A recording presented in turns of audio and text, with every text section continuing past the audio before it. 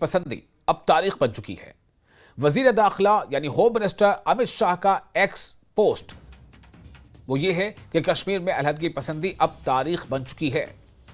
नरेंद्र मोदी हुकूमत की पॉलिसियों से अलहदगी पसंदी खत्म हो रही है और जेकेपीएम और डीपीएम के ऐलान का खैरमकदम करते हैं। उन्होंने लिखा कि दीगर तहजीबों को भी अलहदगी पसंद का रास्ता तर्क करना चाहिए।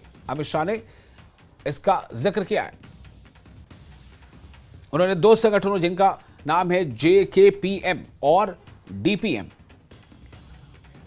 इन दो संगठनों का जिक्र करते हुए लिखा है कि ये दो संगठन भी अब अपने अलहदगी पसंदी के एजेंडे को खत्म करके मुख्य धारा में वापस आने का इन्होंने ऐलान कर दिया है।